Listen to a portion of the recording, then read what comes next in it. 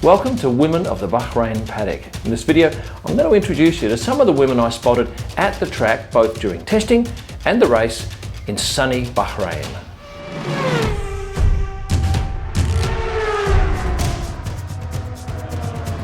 First up, I'll be more than honest with you, I can't get into the paddock. So all of the people that I've seen here, I've either shot as they come into the paddock through the swipe gates, and it's mainly through one set of swipe gates. Now, a lot of the team members go through the other two gates. I was never going to capture them. And the other opportunity for us was shooting through the glass from the media centre out into the paddock. Now, I'm actually shooting from the top of this apartment I've rented here in Bologna, and it's quite magnificent. Have a look at this as a 360. There's windows on every side of this room, and you can see out to the beautiful rooftops of Bologna. Although I will say that this circular staircase behind me is awkward at best and treacherous at worst. But still, let's get on to the women of the Bahrain paddock, starting off with Angela Cullen. Angela is Lewis's trainer. She drives Lewis to the track each day and often will drop him off at one of the gates, go and park the car, and then enter into the paddock through the swipe gates. She's been around for a number of years now and is a very popular woman of the paddock. So much so I did a video on her, I'm thinking, what, a year ago, maybe more, and it's had well over 600,000 views, and you can check below for the link to that video on Angela Cullen.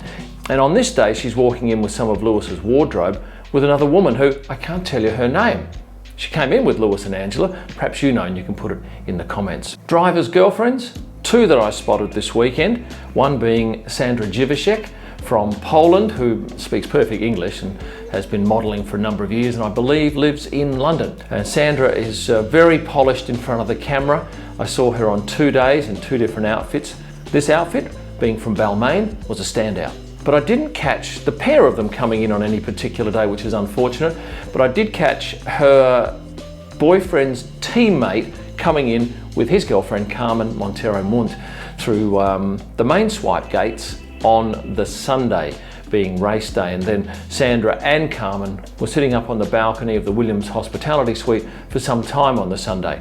Always a popular figure in the paddock is San Giorgio. She works for Sky Italia, but has been seen on telecasts all around the world. And I know, definitely, I watched her in Australia last year because of the restricted numbers in the paddock. She was doing a lot of the interviews around the media pen, which would end up on the Australian and I guess the world feed from Sky.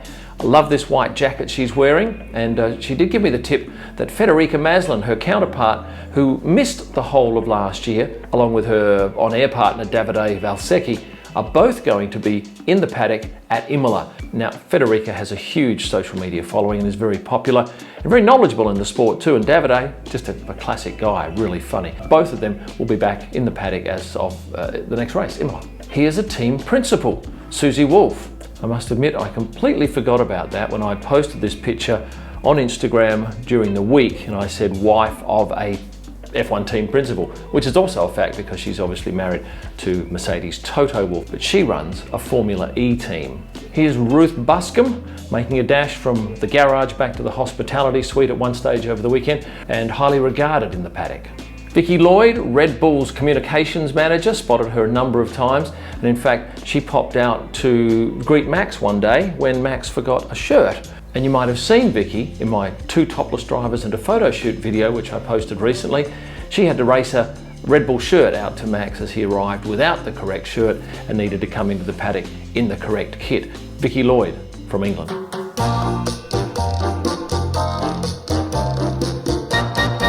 When you're paying with credit card in a foreign country and the retailer says, would you like to pay in local currency or your home currency? Never, ever should you select your home currency, because the rate you get is appalling and you probably won't know till well after the fact. Now, I'll say this again because this is going to save you a lot of money.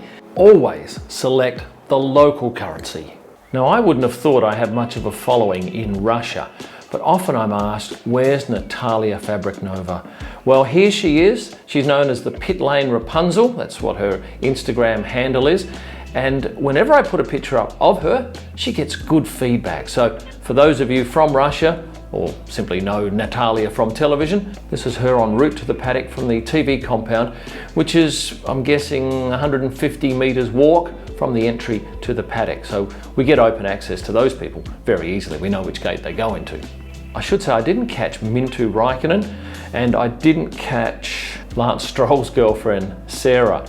I know Sarah was on the grid because I've seen pictures of that, but obviously Lance was down at the middle of the grid and I stayed up at the top end, so I never spotted her. I did hear actually Lawrence say, as he walked in one morning to his driver, something about going and getting Sarah. So I knew she was around, but you can only spend so much time waiting for people, and I missed out on a shot of her. Did you realise that there was not one female photographer at the race? And I think in my time, the most I've ever seen at a race is 3. But there was a female journalist in the media centre, only one, Celia Ruhl from Bild in Germany. This is Celia here. She was working alongside her counterpart Lennart from the popular German newspaper, which has a huge following. Justine Huysman was visible in the paddock on a number of days. Now, I took a picture of Mick Schumacher and Justine walking across the paddock on one particular day that created quite an impact because nobody could quite work out what the relationship between the pair is. All I can say is that they were in the company of each other going from one side of the garage to the other side. But she entered the track on 2 mornings with Sabine Kemm. Now, Sabine Kemm used to be Michael Schumacher's PR person and is now working with Mick. Any German fans watching? Well, if so, you'll recognise this woman, Sandra Baumgartner. Sandra is a popular presenter on Sky and was in the paddock for all 4 days of the race. Anita Audemars Zimmermann works for Sauber. Doesn't pop along to many races, but a really lovely person, and she was at the track for this race and works closely with legend Peter Sauber.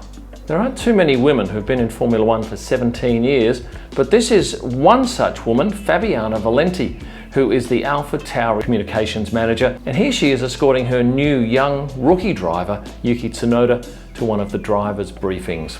And our final woman of the Bahrain paddock is Gemma Fisher. Now, Gemma is, and I'll read this, the first human performance consultant osteopath within Formula One. She delivers award-winning health and fitness results. And nice to see that she's used one of my pictures in her Twitter profile.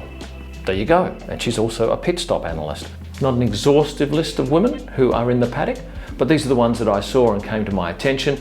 Of course, if I was in the paddock, I think I probably would have got double the number of shots. And there are, of course, a lot of women working both in the garage and in the hospitality sector. But we don't get to see them all, as I said at the start. They go in a different entrance sometime. A number of you have asked, what's it like here in Bologna with the lockdown? Let me spend a minute or so and give you a little bit of a background. I figure about 90% of the retail shops are closed. Anything that is essential is open. So supermarkets, restaurants that provide takeaway, pharmacies are open, and strangely, eyewear shops, people who provide glasses. When I do my daily shopping run, I see a lot of people lined up waiting to get into various food stores, and they're obviously following social distancing, a couple of metres apart on the footpath, and there's a slight delay, but everyone's wearing masks. To me, it looks like people are adhering to the rules. Weather here, glorious. A little bit of cloud around today, but the first few days have been just clear skies, lovely temperatures, early 20 degrees, comfortable, lots of birds outside singing, and I really love this view here over these terracotta roofs. It's very much Italian in my mind, and I've not spent a great deal of time in Italy, but certainly the churches that I can see from here, those beautiful towers, 2 of which are leaning, and impressively leaning, but not round like the one in Pisa. Now, with that said, I'll thank you for watching and invite you to like the video, subscribe if you haven't done so. Members, you get free wallpapers every month, plus VIP members get mentioned at the end of my videos. You'll find my digital images available for downloading at prostarpics.com. You'll find my F1 driver photo books at kimillman.com, and they're all updated with images from the last Bahrain test and race. And finally, if you're looking for my best images, go to Instagram during the race weekends and all through the week and search at Kim Illman. Now, with that said, I'm going to make the treacherous journey down this spiral staircase and say one more thing to you. So come on, let's go. Thanks for watching and stay passionate.